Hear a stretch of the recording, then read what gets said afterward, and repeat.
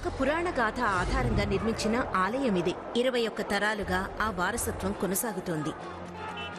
శతాబ్దాల నాటి ఆలయ సంప్రదాయానికి తోడు నేటి ఆధునిక సాంకేతికతను ఈ వంటశాల అనుసరిస్తోంది.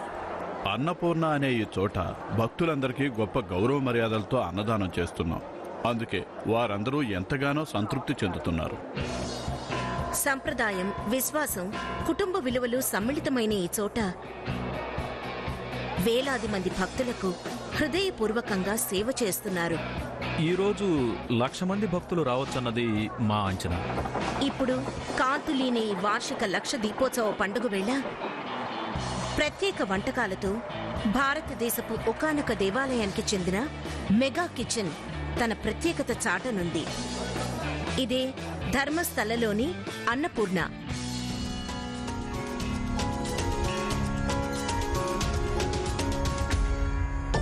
అరేబియా సముద్ర తీరంలోని నైరుతి పర్వతాల్లో ధర్మస్థల పట్టణం కొలువై ఉంది. ధర్మం కొలువైన ప్రదేశమని ఈ పట్టణం పేరుకి అర్థం చెప్పుకోవచ్చు. దేశవ్యాప్తంగా ఉన్న వేలాది మంది పర్యాటకులు ప్రతిరోజు ఇక్కడున్న దేవాలయానికి వస్తూ ఉంటారు.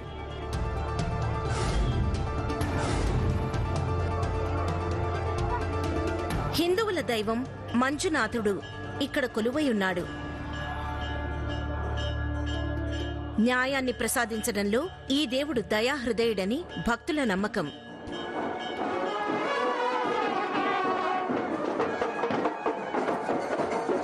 ధర్మస్థలలోని ఈ దేవాలయమే ప్రత్యేక ఆకర్షణ. అయితే అన్నపూర్ణలో ఒక్కసారైనా భోంచేయకపోతే ధర్మస్థల సందర్శన పరిపూర్ణం కాదని చాలా మంది భావిస్తూ ఉంటారు. అన్నపూర్ణ భోజనశాల, వంటశాల రెండూ అత్యంత విశిష్టమైనవి.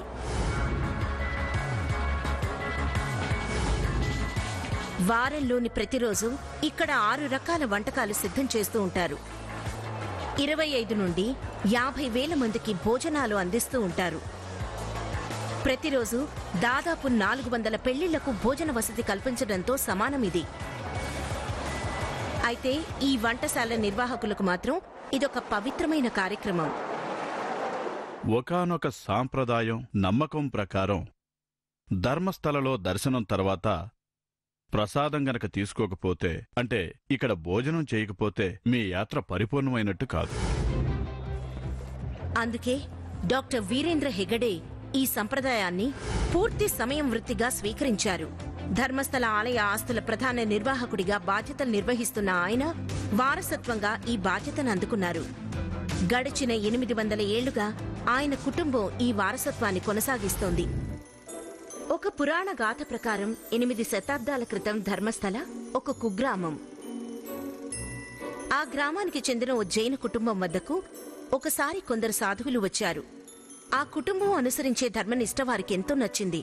అందుకే మంజునాథ ఆలయం నిర్మించి ఆ ఆలయానికి మీరే ధర్మకర్తలుగా ఉండాలంటూ ఆ కుటుంబానికి సూచించారు. అలా మంజునాథ ఆలయానికి ఆ కుటుంబ పెద్ద ధర్మాధికారి లేదా ప్రధాన కార్యనిర్వాహకుడిగా మారాడు. 21 తరాల తర్వాత ఇప్పుడు ఆ ధర్మాధికారి పదవిని వీరేంద్ర హెగడే నిర్వహిస్తున్నారు. ధర్మస్థలకు వచ్చే ప్రతి భక్తుడి బాగోగులు చూడటం ఆయన బాధ్యతల్లో ఒక భాగం. ఇక్కడికి వచ్చిన భక్తుడి దృష్టి దేవుడి దర్శనం, పూజలు, ధ్యానం మీదే ఉండాలి.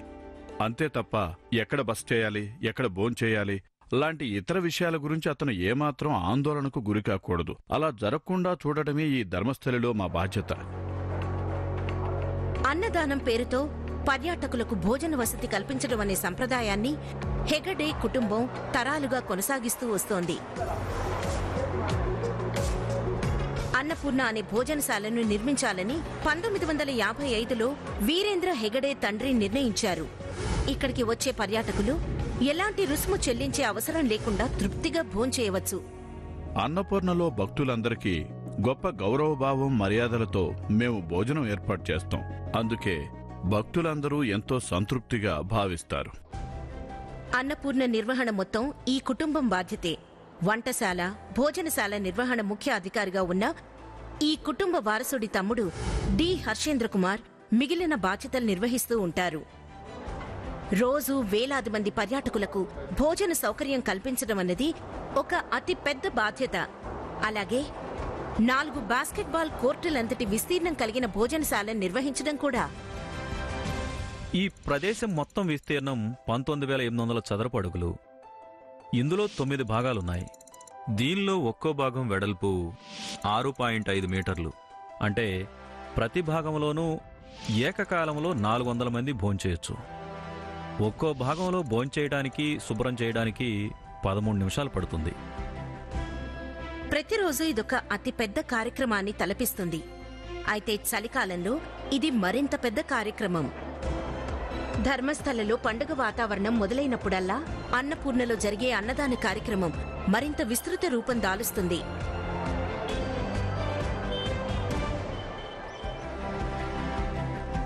హెగ్డే సోదరులు, మేనేజర్లు, సూపర్వైజర్ల లాంటి కీలక వ్యక్తులు నిర్వహిస్తున్న ఉన్నత స్థాయి సమావేశమిది.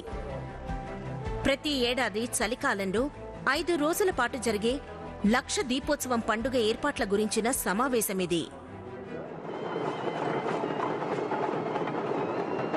పండుగ రోజుల్లో చివరి 4 రోజులు ఇక్కడ వైభవంగా ఉంటుంది.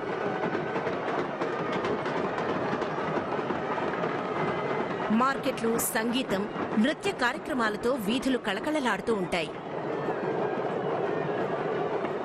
అయితే చివరి రోజు జరిగేదే అతి పెద్ద సంబరం.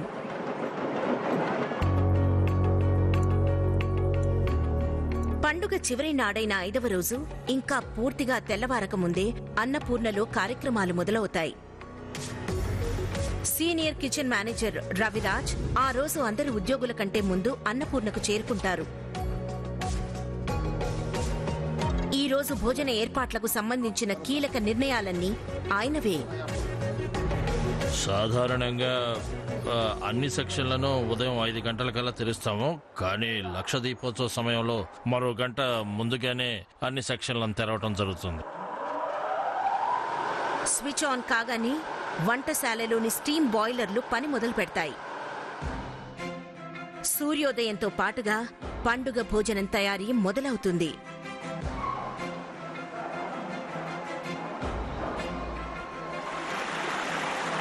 ఆ రోజు మొత్తం భక్తులు మంజునాథ ఆలయానికి వచ్చి పూజలు, పునస్కారాలు చేస్తూ ఉంటారు.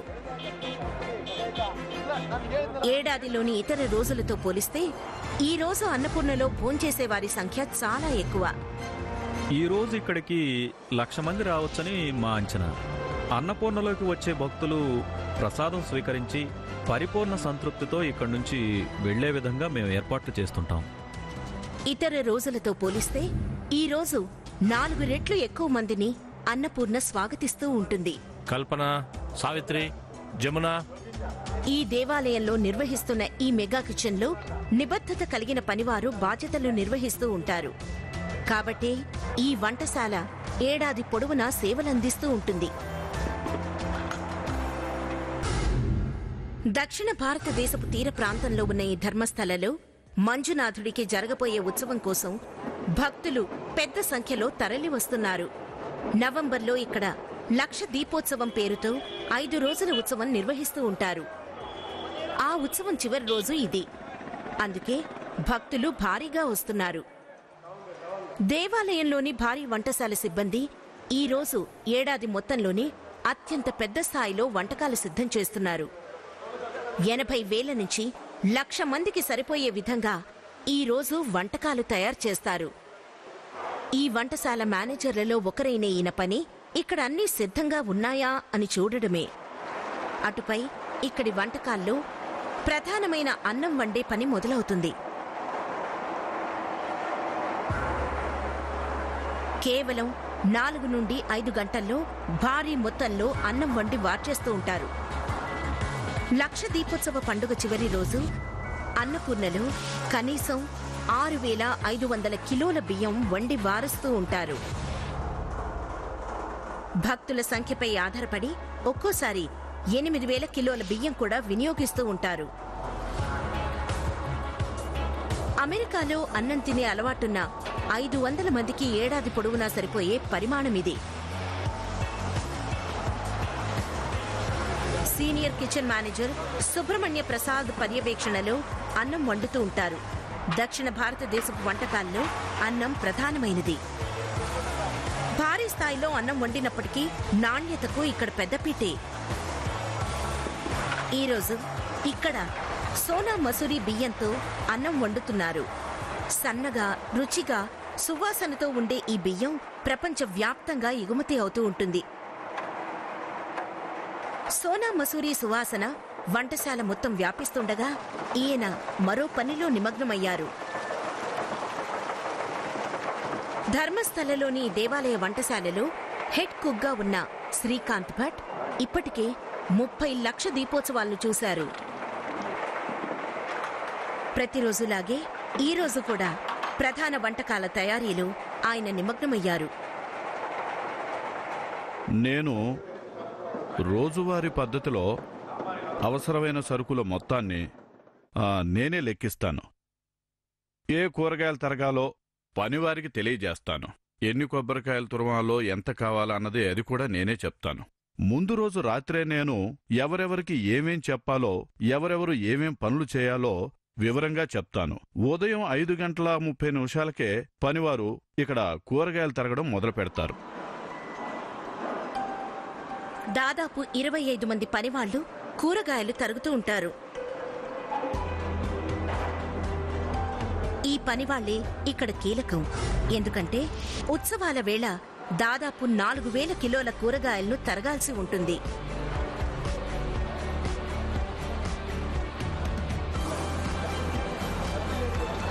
కూరగాయలే కాకుండా చివరకు మసాలా దినుసులను ఇక్కడ పెద్ద మొత్తంలోనే, అంటే బకెట్ల కొద్దీ ఉపయోగిస్తూ ఉంటారు.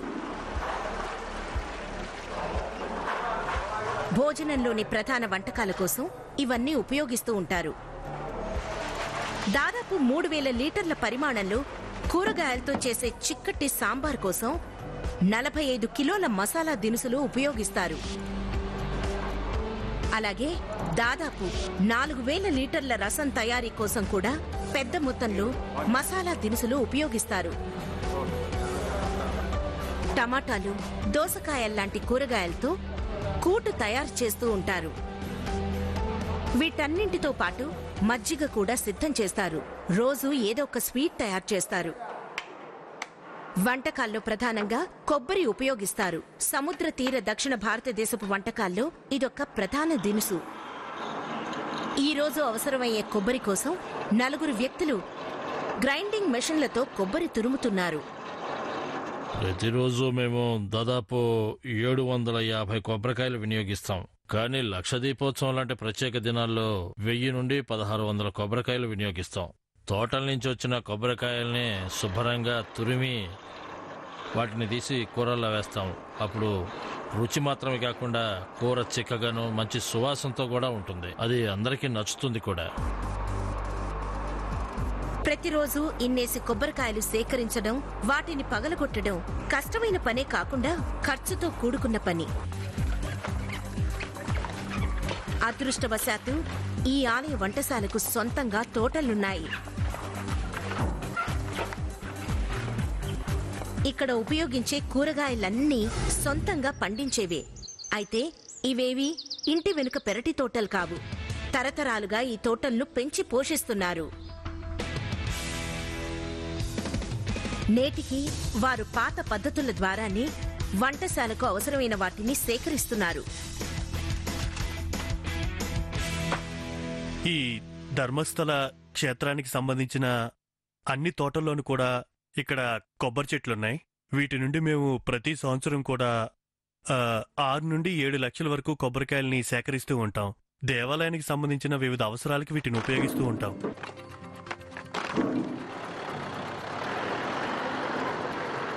కేవలం కొబ్బరికాయలే కాదు, అన్నపూర్ణ వంటశాలకు అవసరమైన వివిధ కూరగాయలు, ధాన్యంతో పాటు మిరియాల వంటి మసాలా దినుసులను ఇవి అందిస్తున్నాయి.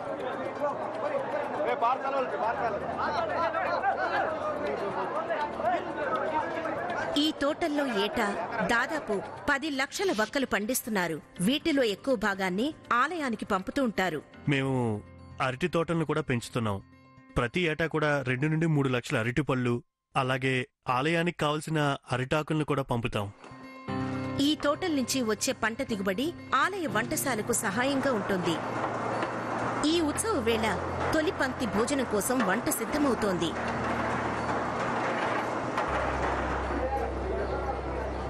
మంజునాథ ఆలయంలో భక్తులు పెద్ద సంఖ్యలో బారులు తీరుతున్నారు. పూజా కార్యక్రమాలు మొదలయ్యే సమయం ఇది. ధర్మాధికారిగా పిలువబడే ఆలయ ప్రధాన కార్యనిర్వాహకుడు వీరేంద్ర హెగడే సంప్రదాయ ఆచారాలను దగ్గరుండి చూస్తున్నారు. అదే సమయంలో అన్నపూర్ణలో సీనియర్ కిచెన్ మేనేజర్లు రవిరాజ్, సుబ్రహ్మణ్య ప్రసాద్లతో కలిసి హర్షేంద్ర కుమార్ ఆ రోజు వంటల తయారీని పర్యవేక్షిస్తున్నారు. తొలి పంక్తి భోజనం అప్పుడే సిద్ధమైంది. వండిన అన్నం ఎలా ఉందో చూస్తున్నారు. అన్నం మెత్తదనాన్ని, అది ఉడికిందో లేదో ఆయన పరిశీలిస్తున్నారు. రూపం, సువాసనలను కళ్ళు, ముక్కు పసిగడతాయి. మేము ఎల్లప్పుడూ 80 నుంచి 85 క్వింటాళ్ల బియ్యం, 3500 నుంచి 4000 కిలోల కూరగాయలతో సిద్ధంగా ఉండాలి.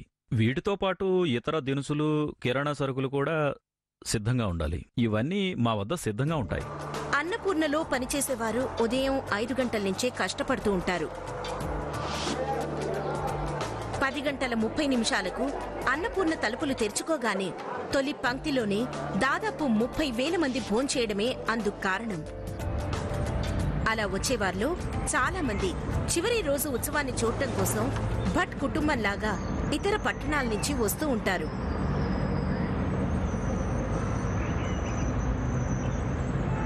లక్ష దీపోత్సవం అనేది ధర్మస్థలంలో జరిగే ఒకానొక ముఖ్యమైన పండుగ. ఈ పండగ రోజుల్లో ఈ ప్రాంతం అంతా కూడా పండగ వాతావరణంతో నిండిపోతుంది. ఈ మొత్తం పండగలో మేం కూడా భాగం కావడం అనేది మాకు చాలా సంతోషంగా ఉంది. ఈ మంజునాథుడికి పూజలు చేయడం కోసం ఇక్కడికి చాలా మంది భక్తులు వస్తూ ఉంటారు. ఆ భక్తుల్లో నేను కూడా ఒక భక్తుడిగానే అనుకుంటాను. లోపల మంజునాథ స్వామికి నైవేద్య కార్యక్రమం జరుగుతుండటంతో తాము గర్భాలయంలోకి వెళ్లే సమయం కోసం భట్ కుటుంబం నిరీక్షిస్తోంది. నిజానికి దేవునికి నైవేద్య పూజ జరుగుతున్న సమయంలో, మనం భోజనం చేస్తున్న సమయంలో ఎలాగైతే నిశ్శబ్దంగా ఉంటామో అదే విధంగా దేవునికి నైవేద్యం పెడుతున్నప్పుడు కూడా మనమంతా నిశ్శబ్దంగా ఉండాలి. అంతే తప్ప ఆ సమయంలో దేవుడి ఏకాంతానికి మనం భంగం కలిగించకూడదు.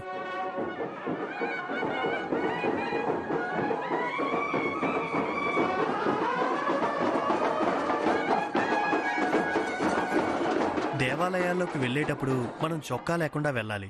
ఎందుకంటే అది పవిత్రమైన ప్రదేశం. అక్కడున్న దేవుడికి మనందరి గురించి బాగా తెలుసు. దేవుడి ముందు మనం ఆడంబరం ప్రదర్శించనక్కర్లేదు.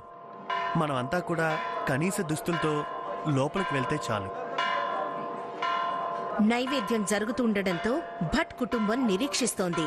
అదే సమయంలో అన్నపూర్ణ భోజనశాలలో మరో విధమైన నిరీక్షణ సాగుతోంది. ఈ రోజు భోజన ఏర్పాట్లన్నీ సిద్ధంగా ఉన్నాయి. మొదటి బంతి కోసం పూర్తి జనసందోహంతో నిండిన ఆ రోజు తొలి పంక్తిలో ఎంతమంది భోంచేయవచ్చనే విషయమై senior kitchen manager Subrahmanya Prasad, supervisor Srinik చర్చిస్తున్నారు. అన్నపూర్ణ వంటశాలలో ఉదయం 5 గంటల 30 నిమిషాల నుండే పనులు ప్రారంభమవుతాయి. ఇక ఇక్కడి నుండి మొదలుపెట్టి కొన్ని గంటల్లోనే అక్కడ 80,000 నుండి 1,00,000 మందికి భోజనాలు వడ్డించనున్నారు. ఈ రోజు భక్తుల రద్దీ కొద్దిగా ఎక్కువగానే ఉంది సార్. ఎప్పుడు జనాలు ఎక్కువగా వస్తారు, ఎప్పుడు తక్కువగా వస్తారో ఇక్కడ ఉద్యోగులకు తెలుసు. అదొక ఆసక్తికర విషయం. నేను వారికి చెప్పక్కర్లేదు.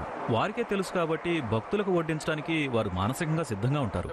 ఉదయం 10 గంటల 30 నిమిషాలు మేనేజర్, సూపర్వైజర్ కలిసి వంటశాల, భోజనశాలల్లో ఏర్పాట్లను చివరిసారిగా పరిశీలించారు. బయట క్యూలలోని భక్తుల నిరీక్షణ ముగిసింది. జనం వెల్లువల అన్నపూర్ణలోకి ప్రవేశించారు. భోంచేసేవారు సంప్రదాయ భారతీయ విధానంలో నేల మీద కూర్చున్నారు. అలాగే సంప్రదాయ విధానంలో వాళ్ళకి విస్తళ్లలో వడ్డించారు. లక్ష దీపోత్సవ ఉత్సవాల సమయంలో మేం పళ్ళ్యాలలో వడ్డించం. వాటిని శుభ్రం చేయటానికి సమయం పడుతుంది. కాబట్టే విస్తర్లలో వడ్డిస్తాం. విస్తర్లలో వడ్డించటం వల్ల వాటిని త్వరగా బయటపడేయచ్చు. దీనివల్ల ఎంతమంది భక్తులు వచ్చినా వేగంగా భోజనం వడ్డించవచ్చు. ఇక్కడ ఎంత త్వరగా భోజనం పూర్తవుతుంది? మొత్తం 13 నిమిషాలు పడుతుంది.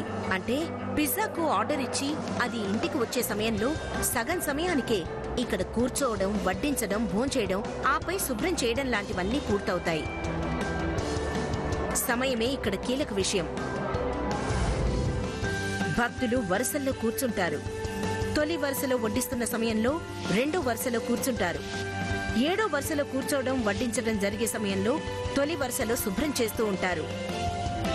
గేట్ల వద్ద కూడా సమయానిదే కీలక పాత్ర. ఆపడమనే ప్రసక్తే ఉండదు. ఎందుకంటే తాను క్యూలో ఉన్నట్టు ఎక్కువసేపు ఆపివేసినట్టు భక్తుడు భావించకూడదు. 10 నుంచి 15 నిమిషాల్లో అతడు భోజనశాలకు చేరుకోవాలి.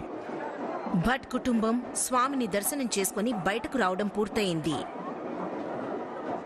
ఇదొక అద్భుతమైన ప్రదేశం. మనం మంజునాథుణ్ణి దర్శించుకునే ప్రదేశం ఇది. మనందరికీ ఇదొక అద్భుతమైన అనుభూతి అని చెప్పాలి. దేవుడు అంతటా ఉంటాడు, కానీ ఇలా గుడికి వచ్చినప్పుడు మాత్రం మనలో ఉన్న భక్తి ఇంకా పెరుగుతుంది. ఇప్పుడు మేము అన్నపూర్ణేశ్వరి మందిరానికి వెళ్తున్నాం. అక్కడ అన్నక్షత్రం లభిస్తుంది. అక్కడ మనకి భోజన ప్రసాదాన్ని అందుకుంటాం. ప్రతి ఒక్కరూ కూడా దీన్ని ప్రసాదంగా భావిస్తారు. భట్ కుటుంబం అన్నపూర్ణకు బయలుదేరిన సమయంలో ఆ భోజనశాలలోకి ఒక ప్రత్యేక సందర్శకుడు అడుగుపెట్టారు.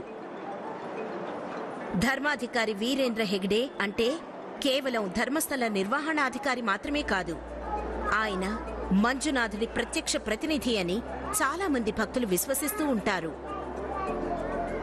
తన విధుల్లో భాగంగా వంటశాలలో జరిగే పనులను ఆయన పరిశీలిస్తూ ఉంటారు. ఆయన రుచి చూసిన సమయంలో ఈ వంటశాలలో వండిన భోజనం ఆయనకు నచ్చి తీరాలి.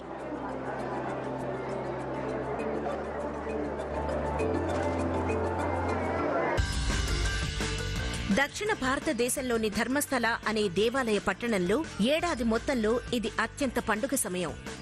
ఇదే దీపాల పండుగ లేదా లక్ష దీపోత్సవం. అన్నపూర్ణ భోజన మందిరంలో మంజునాథుణ్ణి పూజించడానికి వచ్చిన వేలాది మంది భక్తులు ఈ పండుగ వేళ ప్రత్యేక భోజనం ఆరగిస్తున్నారు.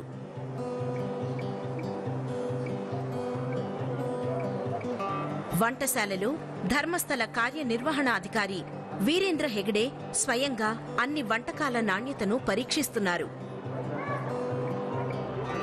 కార్యనిర్వహణాధికారిగా నేను ఇక్కడికి వచ్చినప్పుడు చిన్న చిన్న మార్పులేమైనా గుర్తిస్తే నా సోదరుడో లేదంటే నేను వెంటనే వాటికి చిన్న చిన్న మార్పులు చెప్తాం.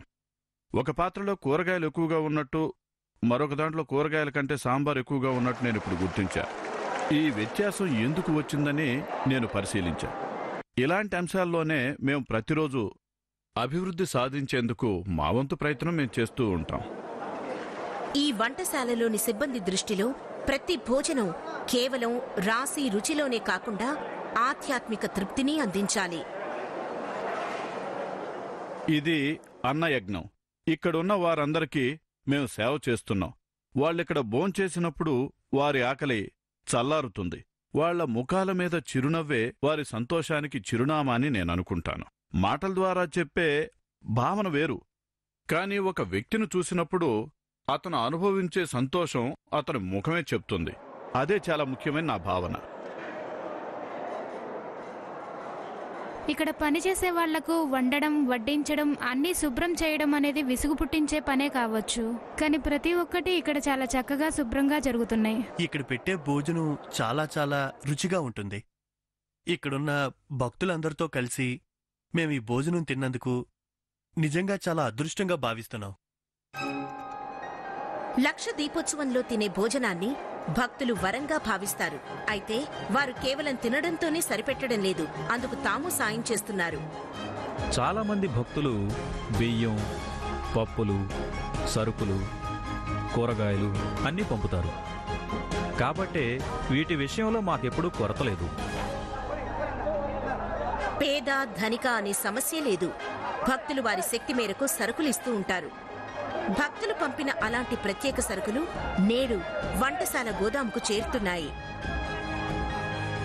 బెంగుళూరుకు దగ్గరలో హోసూరుకు చెందిన భక్తుల నుండి ఈరోజు మేము ప్రత్యేకమైనటువంటి వితరణ అందుకున్నాం.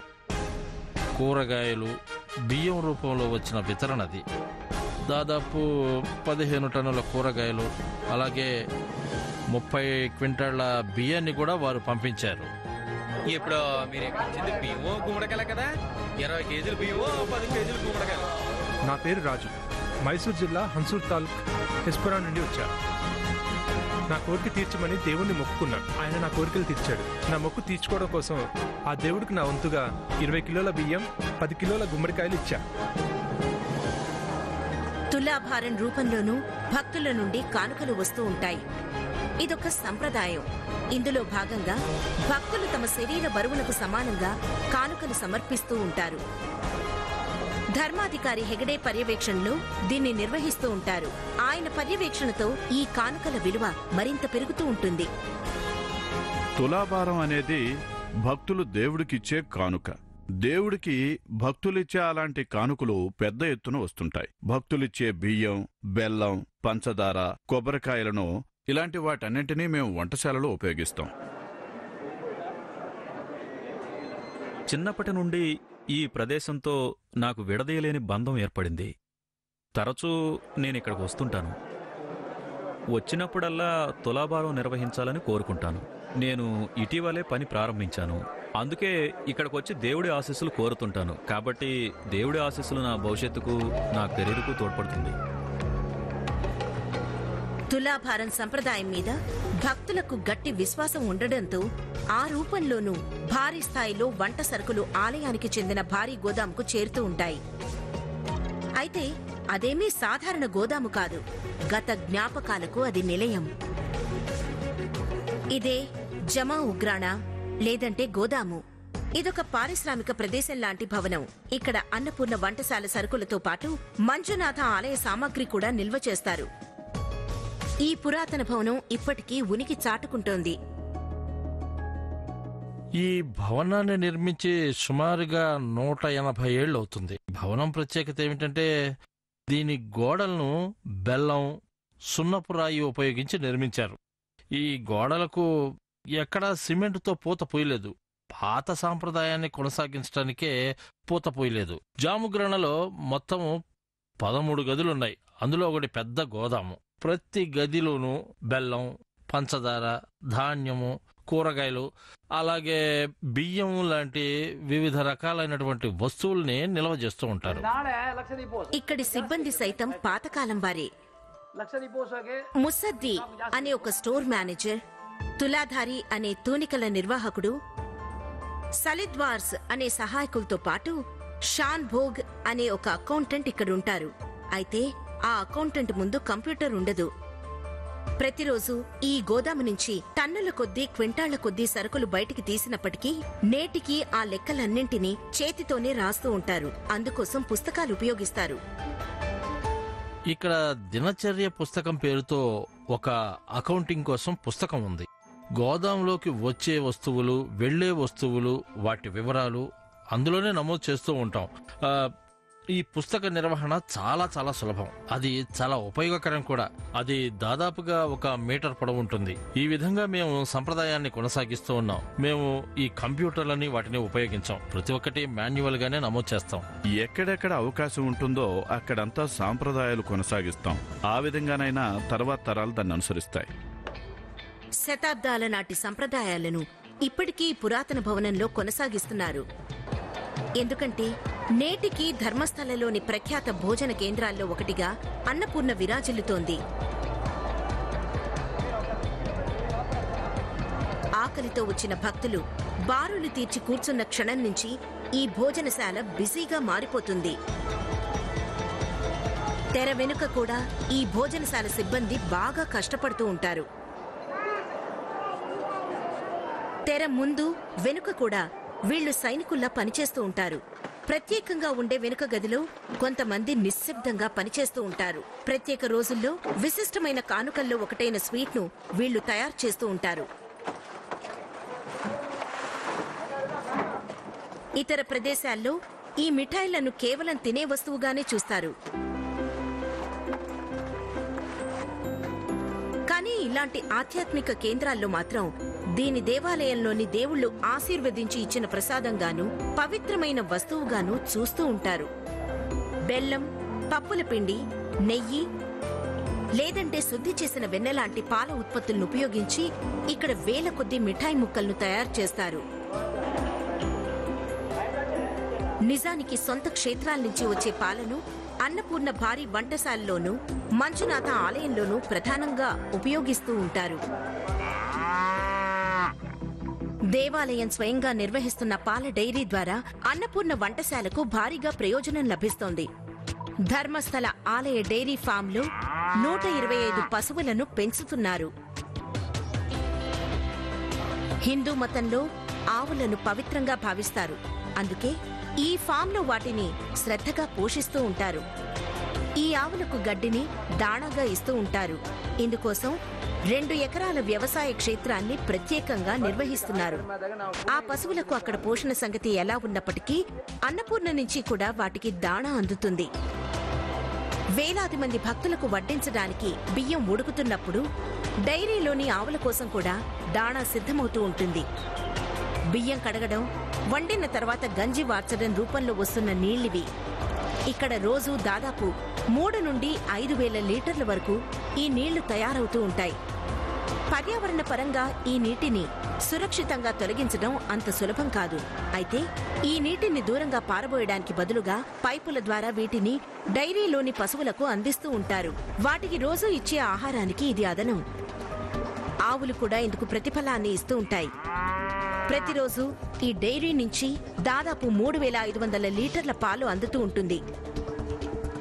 ఇందులో దాదాపు మొత్తం పాలను అన్నపూర్ణకు పంపుతూ ఉంటారు.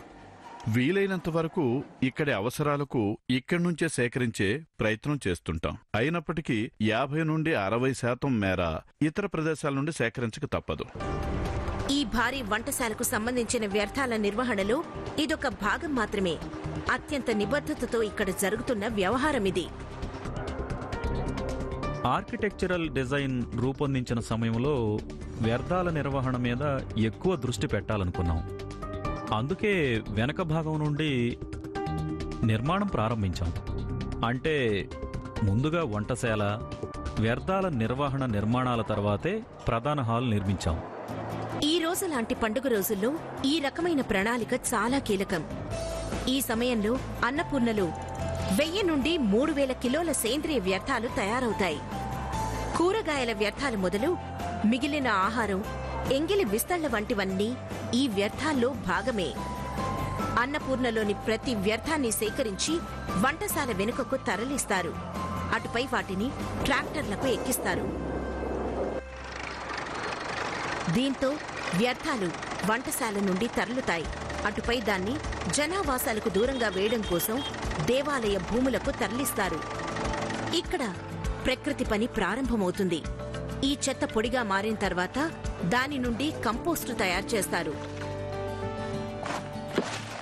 సేంద్రియ వ్యర్థాల్ని రీసైకిల్ చేయడానికి, దానిని సహజ ఎరువుగా మార్చడానికి కంపోస్టు తయారీ అనేది పర్యావరణానికి హాని చేయని మార్గం. ప్రతి ఏడాది ఇక్కడ దాదాపు 130,000 కిలోల కంపోస్టు తయారు చేస్తారు. ఈ మొత్తాన్ని ధర్మస్థల వ్యవసాయ క్షేత్రాలకు తరలిస్తారు.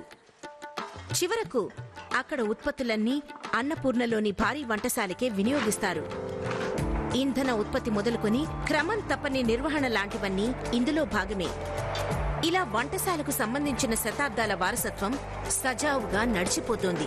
మేం బయటకు వెళ్లిన ప్రతిసారి ఏదైనా మంచి విషయం చూసినా, గొప్ప విషయాన్ని చూసినా, విప్లవాత్మక విషయాన్ని చూసినా, కొత్త మార్పును చూసినా మేము ధర్మస్థలకు తీసుకొస్తాం.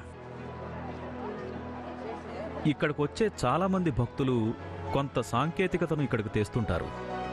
సార్, మా వద్ద ఈ సాంకేతికత ఉంది, మా వద్ద ఇది ఉంది, బాగుందనిపిస్తే దీనిని ఉపయోగించండి అని కోరుతుంటారు.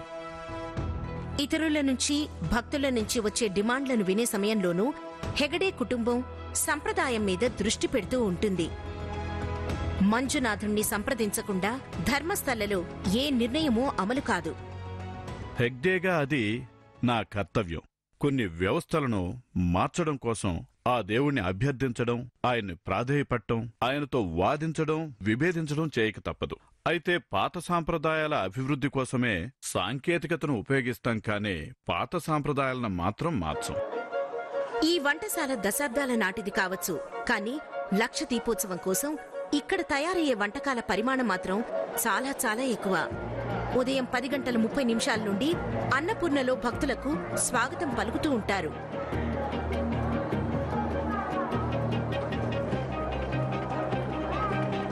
ఇప్పుడు సమయం మధ్యాహ్నం 1 గంట. ఇక్కడి మేనేజర్లు, సూపర్వైజర్లు పరిస్థితిని సమీక్షించే పనిలో నిమగ్నమయ్యారు.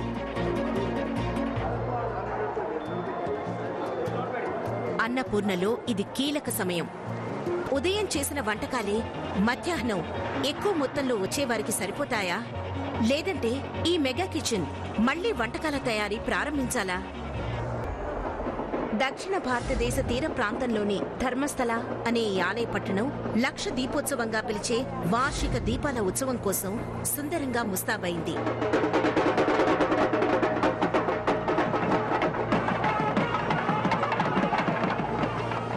5 రోజుల ఈ ఉత్సవంలోని చివరి రోజు ఈ పట్టణానికి సాధారణం కంటే పెద్ద మొత్తంలో భక్తులు పోటెత్తుతారు. మత సంబంధిత ధగధగలు, ఆధ్యాత్మిక కార్యక్రమాలు, సంప్రదాయ, సాంస్కృతిక కార్యక్రమాలతో ధర్మస్థల నిండిపోయింది. మంజునాథ ఆలయం భక్తుల ఆత్మకు సంతృప్తి కలిగిస్తుంది. ఇక వారి కడుపులోని ఆకలిని మాత్రం అన్నపూర్ణ భోజనశాల తీరుస్తుంది. ఇక్కడ పనిచేసేటటువంటి సిబ్బంది ప్రతి ఒక్కరు కూడా ఎంతో నిబద్ధతతో వారి బాధ్యతలనే నిర్వహిస్తూ ఉంటారు. ఎందుకంటే వాళ్ళు కూరలు తరగటం, అన్నం తయారీ, రసం, సాంబార్ తయారీ అంటూ ప్రతి పనిని మా ఉద్యోగులు చాలా చక్కగా చేస్తారు. తొలి బ్యాచ్ లో వచ్చే 30,000 మందికి పైగా భక్తులకు సరిపడేలాగా మేము వంటకాలు సిద్ధం చేస్తాం. లోపలికి వస్తున్న భక్తుల సంఖ్యను ఉద్యోగులు అంచనా వేశారు. వారి కోసం మరింత భోజనం తయారు చేయాలని నిర్ణయించారు. ప్రతిరోజు మధ్యాహ్నం 12 గంటల సమయంలో ఇంకా ఎంత క్యూ ఉందని మేము పరిశీలిస్తాం. నేను ఈ గుళ్ళో చాలా సంవత్సరాల నుంచి పనిచేస్తున్నాను. నాకు 8 ఏళ్ల ఎక్స్పీరియన్స్ ఉంది. ఇక్కడ క్యూలో ఎంతమంది భక్తులు ఉన్నారన్నది పరిశీలించి దాని ప్రకారం ఎంత భోజనం సిద్ధం చేయాలన్నది మేము అంచనా వేస్తాం. అక్కడున్న భక్తుల ప్రకారమే మేము ఎంత అన్నం వండాలన్నది, అలాగే ఎంత సాంబార్ వండాలన్నది, మిగతా కూరగాయల గురించి కూడా మేము ఆలోచిస్తూ ఉంటాం. ఆ అంచనా ప్రకారమే భక్తులందరి కోసం భోజనం సిద్ధం చేయిస్తాం. ఇక్కడికి వచ్చిన భక్తులు ఎవరికి ఎటువంటి ఇబ్బంది కలగకుండా అందరికీ భోజనం అందేలా చేస్తాం. పండుగ రోజుల్లో ఒకవేళ క్యూలు పొడవుగా ఉంటే మళ్లీ వంట చేసేందుకు వంటవాళ్లు రంగంలో దిగుతారు. ఈ రోజు ఉదయం 20 క్వింటాల బియ్యంతో అన్నం వండాం. అది 1 గంట కల్లా అయిపోయింది. కాబట్టి భక్తులందరికీ సరిపోయేలా మరోసారి అన్నం వండేందుకు అన్ని సిద్ధం చేయిస్తున్నాం. వంటశాలలోని సిబ్బంది మరో దఫా వంటలు చేసేందుకు సిద్ధమయ్యారు. అంటే మరోసారి అన్నం తయారు చేయడం అన్నమాట. అయితే ఈసారి ఎక్కువ మొత్తంలో కాదు. అలాగే సాంబార్, రసం, కూరగాయలతో చేసే కూటుని మరోసారి సిద్ధం చేస్తారన్నమాట. అయితే ఉదయం మాదిరిగా ఇప్పుడు వారికి తగినంత సమయం లేదు. ఎందుకంటే రెండోసారి వండే వంటకాలను 3 గంటల కల్లా సిద్ధం చేయాలి. ఇక భోజనశాలలో సిబ్బంది సైతం తీరిక లేకుండా ఉన్నారు. సాయంత్రం భోజనశాల మూసే వరకు వాళ్లకు తీరిక ఉండదు. అంటే ఇక్కడున్న సిబ్బందిలో చాలా మంది రోజులో 12 గంటలు పనిచేస్తారు. అయితే ఇది పూర్తిగా సేవ. దీని వాళ్లు పవిత్రంగా భావిస్తారు. ఎక్కువ మంది భక్తులు ఇక్కడ భోంచేస్తే అది మాకు చాలా సంతోషంగా ఉంటుంది.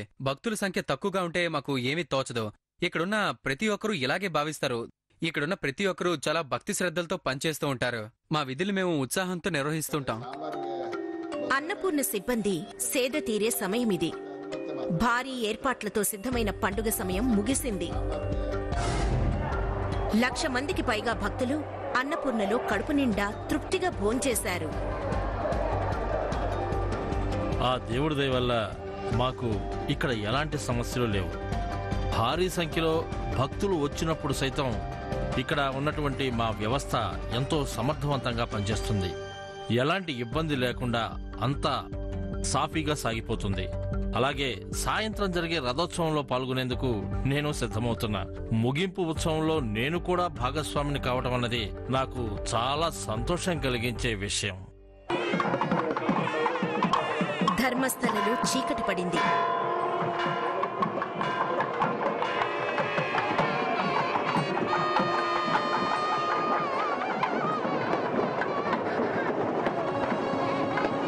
లక్ష దీపోత్సవ ఉత్సవం ముగింపునకు వచ్చిన సందర్భంగా భక్తులంతా ఆ రోజు జరిగిన రథోత్సవంలో ఉత్సాహంగా పాల్గొన్నారు.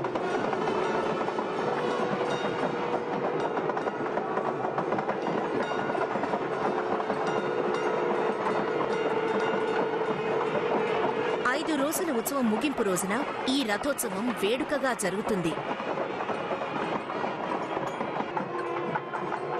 రథంలో ఊరేగే మంజునాథుడి దర్శనం కోసం ధర్మస్థలలో ప్రజలు వేలాదిగా ప్రధాన వీధుల్లో బారులు తీరారు.